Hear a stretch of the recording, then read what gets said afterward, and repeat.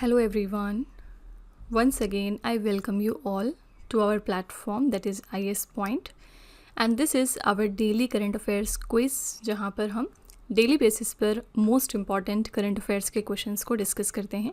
यहाँ पर बेसिकली हम अप्रोच आपको सिखाते हैं कि किस तरह से आपको अपनी अप्रोच रखनी है एग्जामिनेशन में एंड कैसे हर क्वेश्चन को प्रॉपरली एनालाइज करते हुए हर स्टेटमेंट को प्रॉपरली देखते हुए आपको करेक्ट आंसर तक पहुँचना है। ठीक है, तो फ्रेंड्स यहाँ पर बेसिकली ये एक हमारा प्रैक्टिस सेशन है डेली करंट अफेयर्स का। तो अगर आप किसी भी स्टेट पीसीएस की या फिर यूपीएससी की प्रिपरेशन कर रहे हैं तो उसके लिए आप हमारे चैनल को फॉलो कर सकते हैं। यहाँ पर हम आपको एनालिसिस बेस्ड करंट अफेयर्स बहुत ही अच्छे तरीके से सिखा रहे हैं। ठीक है, तो friends with this note let's get started and let's see कि आज के हमारे मोस्ट इंपॉर्टेंट 10 करंट अफेयर्स कौन से हैं। And if you are new to this channel, अगर आप पहली बार आए हैं हमारे चैनल पर तो please watch from the first part and definitely आपको इससे बहुत फ़ायदा होने वाला है, आपकी नॉलेज में डेफिनेटली इससे इजाफा होगा। ठीक है, तो with this let's get started. So the very first question is consider the following statements regarding the bacterium corynebacterium डायप्थीरिया।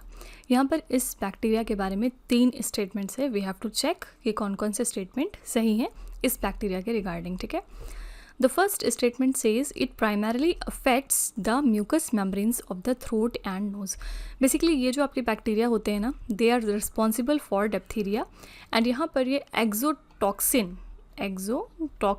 Produce करते हैं that inhibits protein synthesis in the human cells. okay, and ये primarily effect करते हैं आपके mucus membranes को throat and nose के। तो बिल्कुल सही है first statement, they affect the mucus membrane of the throat and nose. The second statement says the severity of the disease is mainly due to an exotoxin that inhibits the protein synthesis in the host cell. Just we have talked about it. इसकी severity इसलिए है because of exotoxin जो inhibit करता है protein synthesis को in the host cell. Okay, तो second statement is perfectly fine.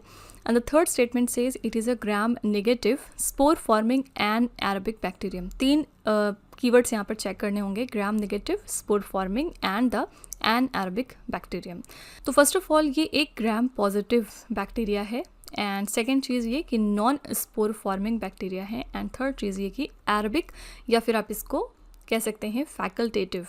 ठीक है, ये वाली कैटेगरी का फैकल्टेटिव एंड एरोबिक बैक्टीरियम है। ठीक है, तो यहाँ पर थर्ड स्टेटमेंट आपका गलत हो जाएगा because it is a gram positive and non spore forming bacteria. ठीक है, which of the statements given above is are correct, so the correct answer here is A option only 1 and 2, right.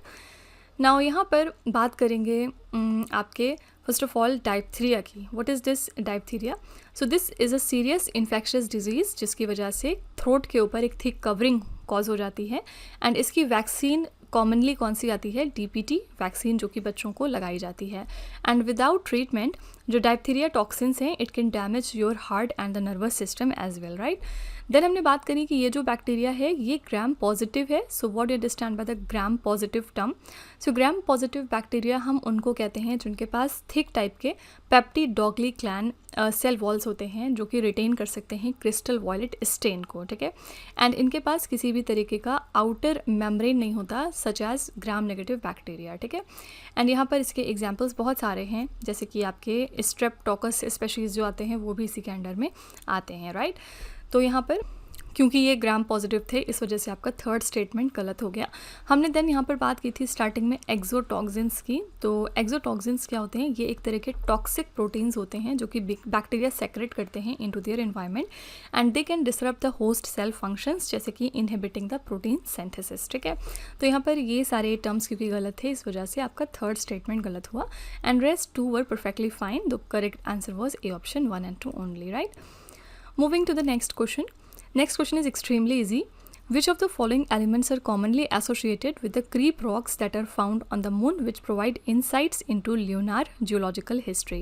We are talking about the creep rocks here and if you know the full form आप आसानी से इसका answer कर सकते थे। creep असल में यहाँ पर एक्रोनिम होता है K, री का एंड देन पी का। ठीक है, के स्टैंड्स फॉर पोटेशियम, ये पोटेशियम का सिंबल है। Then talking about REE it is for rare earth elements and P stands for phosphorus. ठीक है, तो ये 3 तरीके इसमें चीज़ें या एलिमेंट्स मौजूद होते हैं। फाइन, तो यहाँ पर ऑप्शंस चेक कर लेते हैं। Potassium, rare earth elements and phosphorus, इन तीनों की हमने यहाँ पर बात करी। आयरन का इससे कोई लेना देना नहीं है। Select the correct option. Your answer here is B option, only 1, 2 and 3। Okay, although iron जो है वो भी पाया जाता है मून के सरफेस पर, but it is not the part of this KREEP geochemical signature. Okay, KREEP में कौन कौन से एलिमेंट्स आते हैं? Do remember it, potassium, phosphorus and your rare earth elements. Fine, KREEP जो है it is associated with the moon's geological evolution and the crust formation, and ये जो रॉक्स होते हैं आपको इंसाइट प्रोवाइड करते हैं into the thermal history of the lunar interior. Right, talking about the potassium here, it is an essential element जो कि बहुत ज़रूरी है आपके प्लांट एंड एनिमल न्यूट्रिशन के लिए। पोटेशियम 40 आपका एक रेडियो एक्टिव आइसोटोप भी है जिसको आप रेडियोमेट्रिक डेटिंग में यूज़ करते हैं, एंड पोटेशियम वायलेंट तरीके से रिएक्ट करता है वाटर के साथ to produce the potassium hydroxide and the hydrogen gas. ठीक है, देन हमने यहाँ पर रेयर अर्थ एलिमेंट्स की बात की, तो इसमें टोटल 17 केमिकली सिमिलर एलिमेंट्स आते हैं इंक्लूडिंग द लैंथेनाइट्स, एंड ये बहुत ही क्रिटिकल कंपोनेंट है हमारे modern electronics and renewable energy technologies में।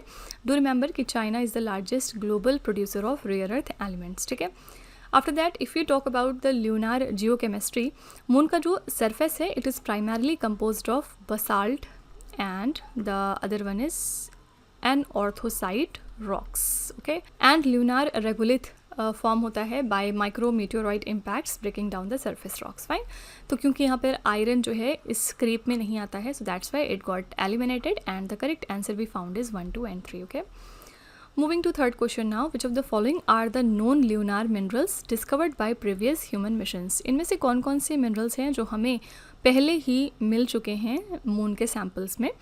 The first one here is armalcolite. इसका नाम जो है वो आर्मस्ट्रॉन्ग, एल्ड्रिन एंड कॉलिंस के ऊपर रखा गया था। तो ये एक टाइटेनियम रिच मिनरल है जिसको हमने डिस्कवर किया है ल्यूनार सैम्पल्स में, एंड इसका नाम जो है वो अपोलो 11 के एस्ट्रोनॉट्स के ऊपर रखा गया था, that is Armstrong, Aldrin and the Collins. ठीक है, एंड ये अर्थ पर बहुत ही रेयर है but it is very common in the lunar rocks. Fine, तो डेफिनेटली ये डिस्कवर हुआ है हमारे पहले के ल्यूनार मिशंस में। The second one here is tranquillityite. सो ये जो एलिमेंट है ये भी हमारा पहले डिस्कवर हो चुका है ल्यूनार के रीजन में, that is named as mare tranquillityite. Okay, and ये बहुत ही कॉम्प्लेक्स सिलिकेट मटेरियल होता है which is unique to the moon initially, लेकिन बाद में जाके इसको बहुत सारे टेरेस्ट्रियल रॉक्स में भी हमने पाया है। ओके, तो ये भी बिल्कुल सही है, इसको हमने पहले डिस्कवर किया है ल्यूनार सैम्पल्स में। The third one here is pyroxferroite. तो इसकी बात करेंगे अगर, तो इसको भी हमने पहले डिस्कवर किया है ऑलरेडी। तो यहाँ पर तीनों ही जो एलिमेंट्स यहाँ पर दिए हैं, तीनों ही मिनरल्स, ये पहले हमारे ल्यूनार मिशंस में डिस्कवर हो चुके हैं। Select the correct option. The correct answer here is B option 1, 2 and 3। Right, तो यहाँ पर बात करते हैं अपोलो मिशंस की। तो अपोलो प्रोग्राम जैसे कि अपोलो 11 हो गया, इसमें मैंड मून लैंडिंग कराई गई थी 1969 टू 1972 में। अपोलो 11 जो है ये हमारा पहला मिशन है to land humans on the moon in the year 1969। तो जो भी सैम्पल्स कलेक्ट किए गए ड्यूरिंग अपोलो मिशन, इससे बहुत सारी चीज़ें पता चली ल्यूनार की जियोलॉजी के रिगार्डिंग। ठीक है, ल्यूनार मिनरल्स जो भी आपको मिलते हैं ये बहुत ही डिफरेंट होते हैं अगर हम केमिकली देखेंगे from the earth minerals because of moons formation, and यहाँ पर ये क्लू देते हैं about the moons volcanic and impact history. Right, तो तीनों ही यहाँ पर जो मिनरल्स हैं ये पहले हम डिस्कवर कर चुके हैं ल्यूनार सैम्पल्स में अपने डिफरेंट ह्यूमन मिशंस के अंतर्गत। ठीक है, Moving to fourth question, consider the following statements regarding the legal and the administrative framework of the census in India. India के अंदर जो सेंसस होता है उसके बारे में यहाँ पर 3 स्टेटमेंट्स हैं regarding legal and administrative framework. We have to check कि कौन सा सही है। The first one is the census is a union subject under article number 246 and it is listed in the 7th schedule of the constitution। 3 चीज़ check करनी है, क्या ये हमारा एक यूनियन सब्जेक्ट है? तो बिल्कुल सही है, it is a union subject. Does it comes under article number 246? तो येस, बिल्कुल सही है ये भी। And it is listed in the 7th schedule of the Indian constitution. Yes, बिल्कुल ये भी सही है। ठीक है, तो census is entry number 69 in the Union list of 7th schedule, और इसी के साथ ही हमारा यूनियन सब्जेक्ट है अंडर आर्टिकल नंबर 246। तो ये बिल्कुल सही था। The second statement says the Census Act of 1948 provides the legal backing for the exercise but does not make it compulsory for the citizens to answer the questions. No, क्योंकि जो census Act of 1948 था इसमें ये mandatory किया गया था कि citizens have to answer the census questions truthfully. Okay, and उन्हें बिल्कुल सच्चाई के साथ उनके आंसर्स देने होते हैं, तभी एक परफेक्ट सेंसस यहाँ पर क्रिएट हो पाएगा। एंड अगर इन केस नॉन कंप्लाइंस होती है तो फिर पेनल्टीज़ भी उसके लिए इम्पोज की जाती हैं ताकि लोग इसके लिए सीरियस रहें, ठीक है।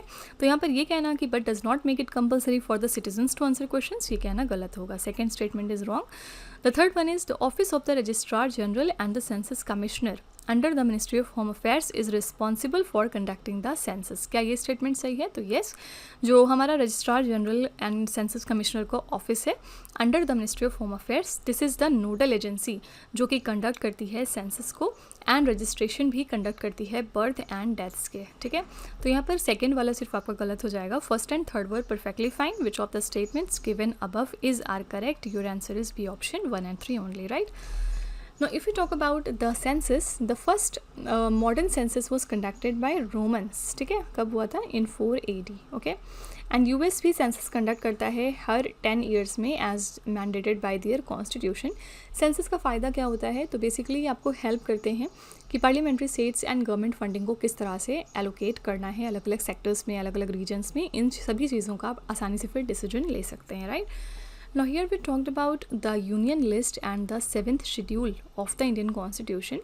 So basically the Union List contains of 99 subjects on which only the central government can legislate, right? सिर्फ मतलब जिसमें सेंट्रल गवर्नमेंट का ही कंट्रोल होता है, that are known as the Union List. And 7th schedule में आपके जो सब्जेक्ट्स हैं वो 3 कैटेगरीज में डिवाइडेड हैं। The first one is union, the second one is state and the third one is concurrent list. Concurrent list ऐसे subjects को हम कहते हैं जिसमें यूनियन और स्टेट दोनों का कंट्रोल होता है, ठीक है। So article number 246 basically defines कि पार्लियामेंट के पास क्या क्या लेजिस्लेटिव पावर्स हैं एंड द स्टेट लेजिस्लेचर्स के पास क्या क्या हमारे पावर्स हैं इन इंडिया, ठीक है। तो यहाँ पर ये सारी बातें हो गई। Then we'll talk about Census Act of 1948। तो इसके अंडर में ये मैंडेटरी किया गया था हर इंडियन सिटीज़न के लिए कि वो सेंसस में पार्टिसिपेट करे, ओके।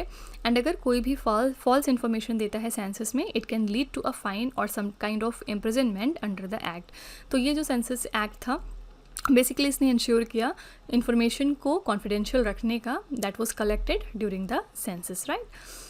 सो यहाँ पर बात करेंगे office of the registrar general and census commissioner की इंडिया में। So this body was established in 1961 जिसका काम था इंडिया के अंदर सेंसस कंडक्ट करना एंड रजिस्ट्रेशन को देखना वाइटल इवेंट्स के, and it operates under the ministry of home affairs, fine. So यहाँ पर सिर्फ सेकेंड स्टेटमेंट गलत था। The correct answer was 1 and 3 only. Moving to 5th question, what is the specific non-fossil fuel energy capacity target set by India to be achieved by the year 2030? very very important question। आपको बताना है 2030 तक हमारा क्या target है non fossil fuel energy capacity का regarding. तो यहाँ पर COP 26 में हमने कमिट किया था कि हम 500 gigawatt of non fossil fuel energy capacity reach करेंगे by the end of 2030 as part of our Panchamrit strategy to combat the climate change. And इसमें बहुत सारी चीज़ें थी, जैसे कि हमने ये डिसाइड किया था कि हम अपने रिन्यूएबल सोर्सेज को बढ़ाएंगे like solar, wind and biomass energy, जिसका पर्पस था कि जो हमारे फॉसिल फ्यूल्स के ऊपर डिपेंडेंस है वो कम हो सके एंड इसके साथ सस्टेनेबल ग्रोथ हमारा सपोर्ट हो सके, ठीक है। तो हमारे लिए non fossil fuel energy capacity target कितना सेट है by the end of 2030? The correct answer here is C option 500 gigawatt, okay. COP 26 की हमने यहाँ पर बात करी। सो ये कब हुआ था? तो ये स्कॉटलैंड के ग्लासगो शहर में हुआ था इन द ईयर 2021। COP का full form conference of the parties in the United nation framework convention on climate change, okay. इनका पर्पस क्या होता है? इस तरह के COPs का जो भी एक्शन लिए जा रहे हैं towards the goals of Paris Agreement उनको एक्सेलरेट करना। देन हमने बात की थी इंडिया के पंचामृत स्ट्रैटेजी की। So what is this? इसमें हमने 5 क्लाइमेट गोल्स अपने सेट किए थे that was announced at COP 26। And यहाँ पर स्ट्रैटेजी में हमने टारगेट किया था कि हमें net zero carbon emission achieve करना है by the end of 2070। Also हमारा स्पेशल फोकस था रिन्यूएबल एनर्जी इंक्रीज़ करने का एंड कार्बन इंटेंसिटी को रिड्यूस करने का, ठीक है। After that will talk about renewable energy sources. तो पहला है यहाँ पर सोलर एनर्जी जो कि सनलाइट को कन्वर्ट करता है into electricity using the photovoltaic cell. Wind energy की बात करेंगे तो यहाँ पर हम टर्बाइंस के थ्रू हार्नेस करते हैं विंड एनर्जी को that convert the winds kinetic energy. Biomass energy produce होती है जब आप कोई भी ऑर्गेनिक मटेरियल बर्न करते हैं, जैसे कि वुड हो गया या फिर क्रॉप वेस्ट हो गया, ठीक है।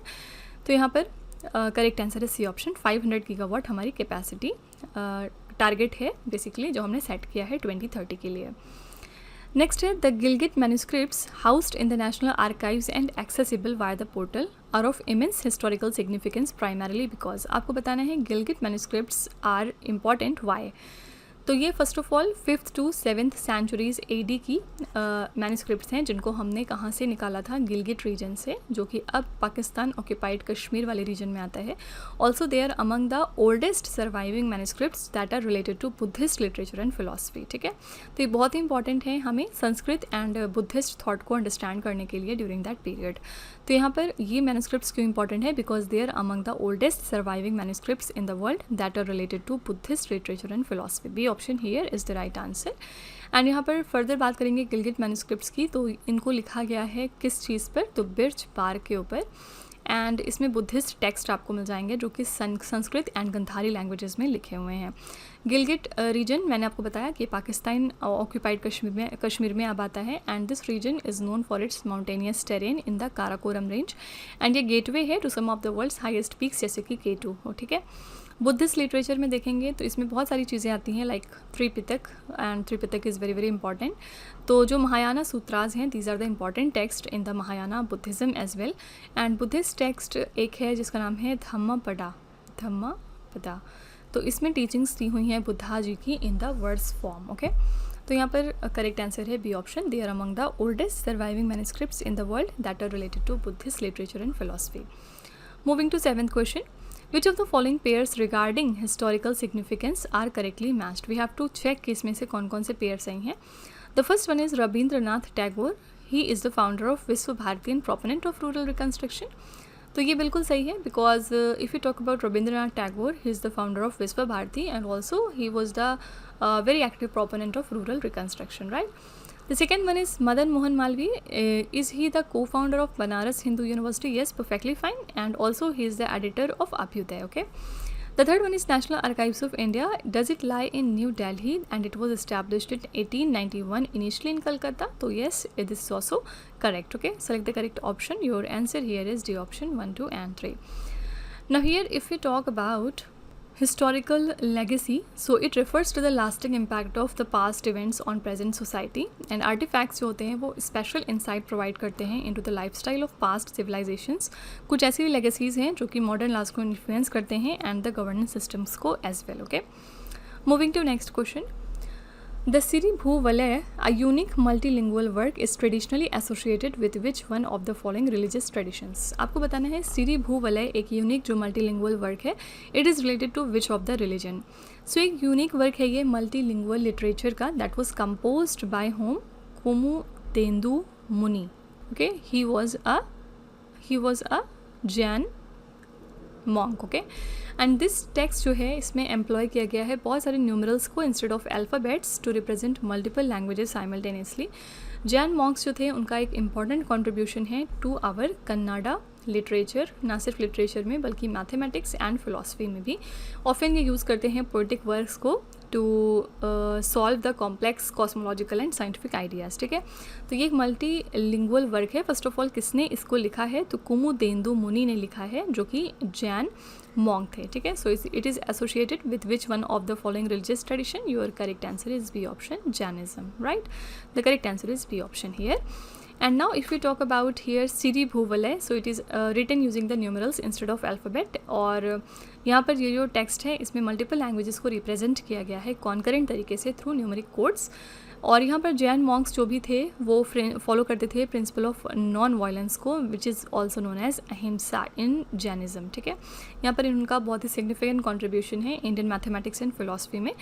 एंड यहाँ पर कन्नाडा लिटरेचर की बात करेंगे, so it is a Dravidian language which was spoken mainly in the state of Karnataka. ठीक है, अर्लीस्ट नोन कन्नाडा इंस्क्रिप्शन जो है हमारा वो 5th सेंचुरी CE का है। एंड यहाँ पर Kuvempu is a very famous and celebrated 20th century Kannada writer and poet, right? Moving to question number 9, The black buck antelope cervicapra, which has seen a resurgence in regions like Chhattisgarh, is uniquely characterized by। तो black buck जो आजकल बहुत ज़्यादा चर्चे में है, आपको बताना है कि इसके क्या क्या फीचर्स होते हैं। तो ब्लैक बक एक तरह का आइकॉनिक इंडियन एंटेलोप है, and do remember that it is diurnal, means it is active during the day, and unlike deer it has the permanent spiral horns rather than the deciduous antlers. ठीक है, तो ये extant member है इकलौता genus antelope का, and ये characteristic इसकी बहुत ज़्यादा यूनिक है। ठीक है, सो यहाँ पर करेक्ट आपका आंसर क्या हो जाएगा? The correct answer is A option, being the only extant member of the genus antilope. ठीक है, first of all if you talk about the black buck, these are native to Indian subcontinent, and जो भी mail black बक्स होते हैं उनके पास long spiral horns होते हैं which are up to 70 centimetre in length. Black bucks prefer grasslands and open woodland as their habitat, right. Now if you talk about diurnal animals, तो ये जो एनिमल्स होते हैं ये दिन के टाइम पे एक्टिव होते हैं, एंड ज़्यादातर बर्ड्स डायर्नल होती हैं, एंड यहाँ पर ह्यूमंस जो हैं वो भी डायर्नल हैं, typically sleeping at night, right. And if you talk about the antlers versus horns, what is the difference between these two? So antlers are shed and regrown annually by the deer species, जबकि जो horn होते हैं आपके वो permanent structures होते हैं जो कि बने होते हैं केराटिन के साथ में, दैट इज़ फाउंड इन बोवाइंस। तो जो मेल्स होते हैं बहुत सारे डियर स्पेशीज़ में टिपिकली वो एंटलर्स को ही ग्रो करते हैं, राइट। एंड यहाँ पर जीनस एंटीलोप की हमने बात की, तो ब्लैक बक इकलौता सर्वाइविंग स्पेशीज़ है जीनस एंटीलोप का। जीनस एंटीलोप जो है ये किस फैमिली को बिलोंग करते हैं? तो बॉविडे फैमिली को बिलोंग करते हैं। एक्सटेंट का मतलब क्या था यहाँ पर? एक्सटेंट का मतलब हो गया करेंटली लिविंग और existing, fine. Moving to last question, consider the following states: Rajasthan, Gujarat, Maharashtra and Karnataka. In which of the above states can the Great Indian Bustard still be found in its natural habitat? आपको बताना है कि इनमें से कौन कौन से states में ग्रेट इंडियन बस्टर्ड जो है वो आपको अभी भी मिल सकता है इसके नेचुरल हैबिटेट में। तो ग्रेट इंडियन बस्टर्ड की सबसे ज़्यादा जो बड़ी पॉपुलेशन है वो आपको राजस्थान में मिलेगी, राजस्थान के डेजर्ट नेशनल पार्क में बेसिकली। लेकिन कुछ फ्रैगमेंटेड पॉपुलेशंस भी मौजूद हैं गुजरात के कच्छ में, महाराष्ट्र में एंड कर्नाटका में। ठीक है, तो यहाँ पर प्रीडोमिनेंटली तो ये राजस्थान में ही मिलेंगे आपको, लेकिन कुछ इसमें से स्पेशीज़ आपको इन तीनों एरियाज़ में भी मिल जाएंगे, इसलिए करेक्ट हो जाएगा, चारों ही सही हैं। ठीक है, D option here is the right answer. Now talking about the Great Indian Bustard, they are the one of the heaviest flying birds, and इनको IUCN ने अपनी critically endangered की कैटेगरी में रखा है। प्राइमरली ये आपको ड्राई ग्रासलैंड्स या फिर स्क्रबलैंड्स में मिलेंगे। Then we talked about the desert national park that lies in Rajasthan, तो ये बहुत ही फेमस है ग्रेट इंडियन बस्टर्ड की पॉपुलेशन के लिए, एंड यहाँ पर मेनली आपको डेजर्ट और सेमी डेजर्ट इकोसिस्टम्स मिलेंगे। एंड राजस्थान स्टेट जो हमारा है ये लार्जेस्ट स्टेट है बाय एरिया अगर हम देखेंगे तो। Also it is known for the Thar desert which is also known as the Great Indian Desert, right? and इस स्टेट में बहुत रिच कल्चरल हेरिटेज है including the forts and the palaces. After that we will talk about Karnataka state, तो ये हमारा state है southern India में जहाँ पर डाइवर्स इकोसिस्टम मौजूद है, बहुत सारी वाइल्ड लाइफ सेंचुरीज आपको यहाँ पर मिलेंगी, for example this Bandipur national park etcetera, and ये अपने टेक्नोलॉजी हब के लिए जाना जाता है, that is the Bengaluru city, right. So here the correct answer was D option, 1, 2, 3 and 4. So these are the most important current affairs for today. I really hope that you like the session. Do let me know in the comment section कि आपको ये class कैसी लगी. In case you liked it, so please hit the like button and also please let me know in the comments. In case you feel कि इसमें कुछ improvement हो सकता है या कोई आप suggestion देना चाहते हैं तो you are always welcome in the comment section, okay? So now we will meet again tomorrow with the next class. Till then, stay tuned. Thank you so much for watching. Also don't forget to like, share and subscribe our channel.